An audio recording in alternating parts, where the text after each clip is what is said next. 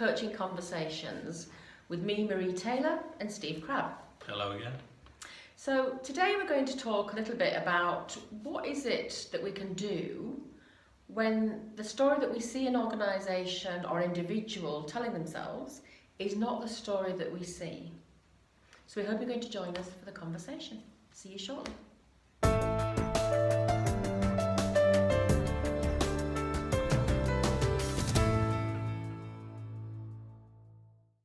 Okay, Steve, so our topic of conversation today is really about what do we do when we're working with an organisational client or an individual and the story that they're telling isn't the story that we see.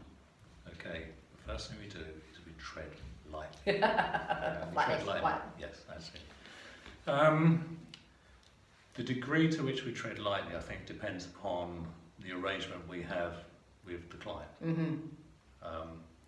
Personally, I like to set up a coaching arrangement so we have freedom to explore many things. Yeah. So that if I see something which I get a sense has to be told, so for example, I have to hold the mirror up so they can see something that they can't see, or I can share with them some information that maybe they've not been willing to hear, I have permission to do that. Yes. Because if they don't hear when there's an incongruency, it's a blind spot for the company and for the organisation. Yeah. And we are very good at not seeing our own blind spots, and we're very good at not hearing the things we don't want to hear.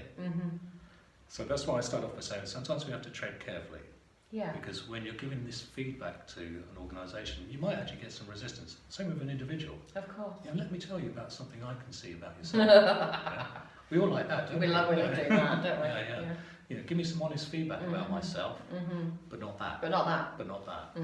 Yeah. So what about that then? What about when when we're working with clients and we have something to offer them, but we haven't maybe got that in the setup. We haven't got in the setup arrangement the agreement that we can give that honest appraisal and feedback. I haven't got permission to do that. What kind of things might you do to work with a client to help them to see? Well, now we have to be elegant. Possibly another word for elegant is covert. Okay, I prefer the word elegant. Imagine if I was to give you some feedback and said, Marie, let me tell you about this.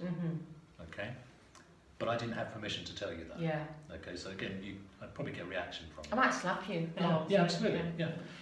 But if I was to tell a story or get into a conversation with you so that you got to see it yourself, so I didn't have to tell you, then I think there's a lot of power in that. Yes. Okay, because it would give you ownership of the discovery. Yeah, and also I think, gosh, that was clever of him to be able to help me to see that. Well, you wouldn't know I'd done that. Okay. Particularly in those situations, generally it's through a story. I like to use stories, so talk about another client who suddenly got an insight, they were willing to explore a situation. Suddenly they saw something that was staring them right in front of their face. Just like a parallel story that would help the client to see, or even think that he's not even talking about me. Yeah, well, I get in an order for them to understand what I'm saying, they have to do the process themselves. So that way they get to do the inquiry, they get to do the work, and they get the insight the moment they go, oh, okay, I just realised there's an incongruency. Maybe the story is all about style, but no substance. Yes. Now, if that had come from me, there may be some resistance to it. So when you go into organisations and looking at story, what kind of things are you looking at? Sometimes I might look at what are the artefacts they've got in the organisation that tell me their story. What do you look for? Well, I look for really what's called the elusive obvious, which I think is the really obvious sometimes. It's when people make claims to act or behave in a particular way. Yes. And there's an incongruency. So, for example, best customer service, but you're held on the call for 15 minutes. Yes. Your call is important to us, of course it is. Yeah? Yes. So when there are some obvious discrepancies, and those are the things that quite often people are either they don't see because they're not looking for it, or they do see but they're unwilling to talk about it. Yeah. And depending upon the brief, if someone's unwilling to talk about it, then there's some deep work to go on there. You know, there's a deeper inquiry as to whether this company is really authentic and open to change. Yeah. And in a way, you're describing, which I think is probably a bigger conversation, but you're describing issues around values and, you know, do their values and the way that they show up, does that match what they say about how they show up?